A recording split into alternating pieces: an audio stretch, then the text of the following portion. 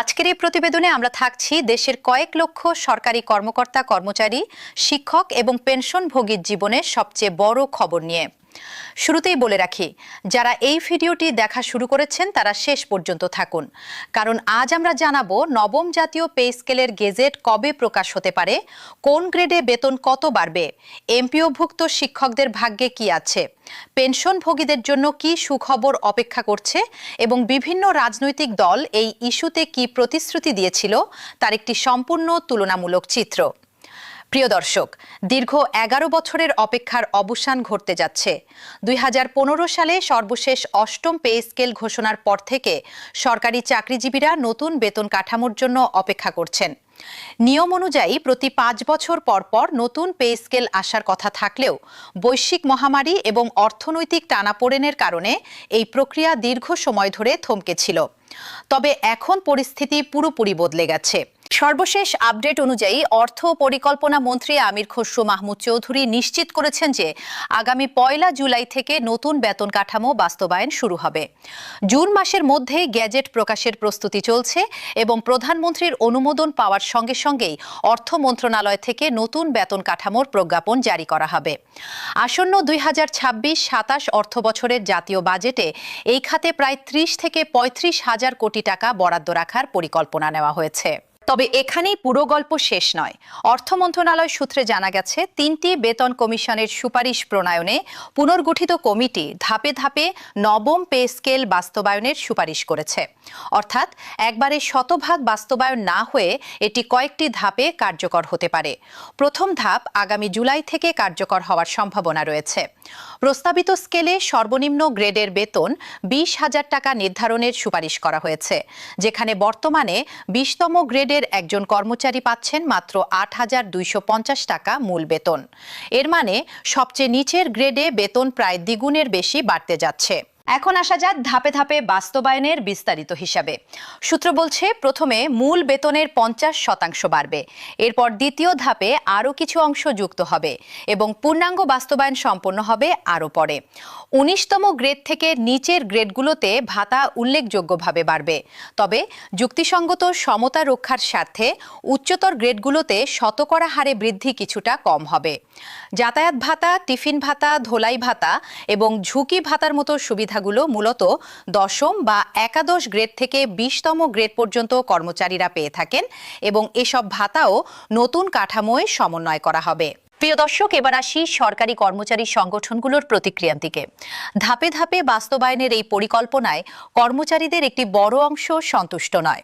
তাদের মূল দাবি হলো একবারে এবং সম্পূর্ণভাবে নতুন পে স্কেল কার্যকর করা হোক, বর্তমান উচ্চ মূল্যস্ফীতি এবং জীবনযাত্রার ব্যয় বিবেচনায় রেখে। এ দাবিতে কর্মচারীদের একটি বড় অংশ চলতি বছরের এপ্রিল মাসে 6 দিনের কর্মসূচি পালন করেছে, যা সরকারের নীতি নির্ধারকদের দৃষ্টি আকর্ষণ করতে সক্ষম হয়েছে। বাংলাদেশ আন্তঃবিশ্ববিদ্যালয় কর্মচারী ফেডারেশনও জোর দাবি জানিয়েছে, আসন্ন বাজেটে পর্যাপ্ত বরাদ্দ রেখে জরুরি ভিত্তিতে গেজেট প্রকাশ করে এক ধাপে বৈষম্যহীনভাবে নবম পে স্কেল বাস্তবায়ন করতে হবে। তাদের ভাষায়, 3 ধাপে পে স্কেল বাস্তবায়নের কোনো যৌক্তিকতা নেই, কারণ গত 11 বছরে কর্মচারীরা 2টি পে স্কেল থেকে বঞ্চিত হয়েছেন।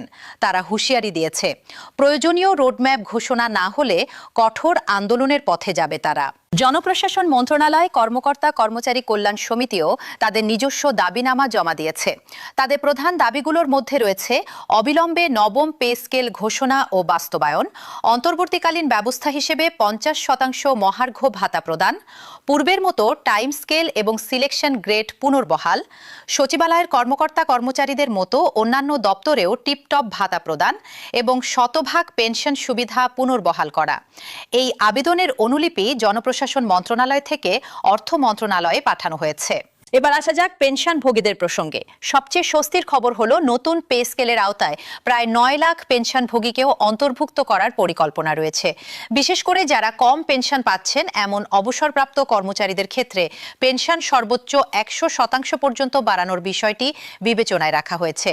কর্মচারী সংগঠনগুলো পেনশন গ্র্যাচুইটির হার 1 টাকার বিপরীতে 500 টাকা নির্ধারণের দাবিও জানিয়েছে। আদালতের পক্ষ থেকেও ইতিবাচক সাড়া এসেছে। সুপ্রিম কোর্ট সম্প্রতি নতুন পে পে স্কেলের অধীনে সময়কালীন উচ্চতর গ্রেড সুবিধা সংক্রান্ত একটি রায় দিয়েছে, যেখানে চাকরির 11 বছরে প্রথম এবং 17 বছরে দ্বিতীয় উচ্চতর গ্রেড সুবিধার কথা বলা হয়েছে। প্রিয় দর্শক, এবার সবচেয়ে গুরুত্বপূর্ণ একটি অংশে আসছি, যা দেশের প্রায় 5 লাখ এমপিওভুক্ত শিক্ষক ও কর্মচারীর জন্য অত্যন্ত প্রয়োজনীয়। বাংলাদেশের শিক্ষা ব্যবস্থার মেরুদণ্ড হিসেবে পরিচিত বেসরকারি শিক্ষা প্রতিষ্ঠানের এই শিক্ষক কর্মচারীরাও নতুন পে স্কেলের সুবিধা পাবেন বলে সরকারি সূত্রে জানা গেছে। যদিও আলোচনার মধ্যে সবচেয়ে বেশি অনিশ্চয়তায় ছিলেন এই শিক্ষকরাই, কারণ নতুন কাঠামো বাস্তবায়িত হলে তারা ঠিক কিভাবে সুবিধা পাবেন তা নিয়ে দীর্ঘদিন স্পষ্ট কোনো ঘোষণা ছিল না। তবে অর্থ মন্ত্রণালয় এবং পে কমিশনের একাধিক কর্মকর্তা নিশ্চিত করেছেন, বিদ্যমান সরকারি বেতন কাঠামোর আওতায় থাকা সব কর্মকর্তা কর্মচারীর মতো এমপিওভুক্ত শিক্ষকদের বেতন ভাতাও ধাপে ধাপে সমন্বয় করা হবে। শিক্ষামন্ত্রী নিজেও সম্প্রতি জানিয়েছেন, এমপিওভুক্ত শিক্ষকদের সব সমস্যার সমাধান একদিনে হবে না, তবে তাদের পে স্কেলে অন্তর্ভুক্ত করার কাজ চলছে। এখন দেখে নেওয়া যাক কোন গ্রেডে কত টাকা বাড়তে পারে। একাদশ গ্রেডের বিএডবিহীন সহকারী শিক্ষকদের বর্তমান 12,500 টাকা মূল বেতন 50% বাড়লে হবে 18,750 টাকা এবং শতভাগ কার্যকর হলে তা গিয়ে দাঁড়াবে 25,000 টাকায়। দশম গ্রেডের বিএডধারী সহকারী শিক্ষকদের 16,000 টাকার মূল বেতন বেড়ে 24,000 টাকায় উন্নীত হতে পারে। নবম গ্রেডের কলেজ প্রভাষকদের 22,000 টাকা থেকে বেড়ে 33,000 টাকা হতে পারে। সপ্তম গ্রেডের উপাধ্যক্ষ ও প্রধান শিক্ষকদের 29,000 টাকার মূল বেতন বেড়ে 43,500 টাকায় যেতে পারে। আর ষষ্ঠ গ্রেডের সহকারী অধ্যাপকদের 35,500 টাকা বেড়ে হতে পারে 53,500 টাকা।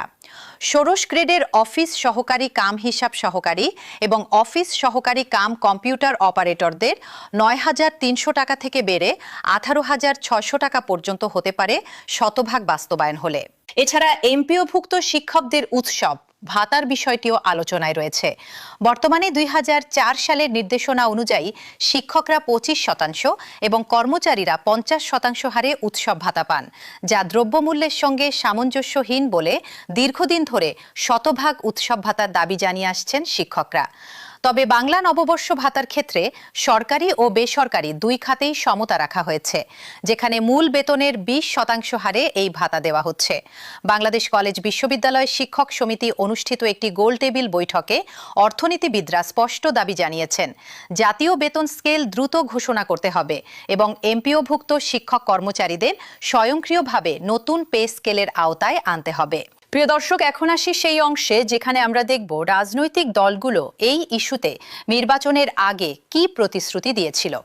চলতি বছরের ফেব্রুয়ারিতে অনুষ্ঠিত ত্রয়োদশ জাতীয় সংসদ নির্বাচনের আগে প্রধান রাজনৈতিক শক্তিগুলো তাদের নির্বাচনী ইশতেহারে পে স্কেল প্রসঙ্গে আলাদা আলাদা অবস্থান তুলে ধরেছিল। বিএনপি তাদের সবার আগে বাংলাদেশ শিরোনামের ইশতেহারে 9টি মূল প্রতিশ্রুতির একটি অংশে জনপ্রশাসন সংস্কারের কথা বলেছিল এবং স্পষ্টভাবে উল্লেখ করেছিল যথাসময়ে নতুন পে স্কেল বাস্তবায়ন করা হবে। দলটির চেয়ারম্যান তারেক রহমান জাতির উদ্দেশ্যে দেওয়া ভাষণে সরাসরি বলেছিলেন, নির্বাচনে জয়ী হয়ে ক্ষমতায় গেলে সরকারি কর্মকর্তা কর্মচারীদের জন্য যথাসময়ে পে স্কেল বাস্তবায়নের ঘোষণা দেওয়া হবে। সেই সঙ্গে প্রশাসনিক সংস্কার কমিশন গঠন, শক্তিশালী পিএসসি প্রতিষ্ঠা এবং বেসরকারি খাতের জন্য সার্ভিস রুল প্রণয়নের অঙ্গীকারও করেছিল দলটি। জামায়াতে ইসলামের ইশতেহারে সরাসরি পে স্কেলের বিষয়ে আলাদা প্রতিশ্রুতির চেয়ে শিক্ষা ও কর্মসংস্থান খাতে বেশি জোর দেওয়া হয়েছিল। বিএনপি যেখানে শিক্ষা খাতে জাতীয় বাজেটের 5%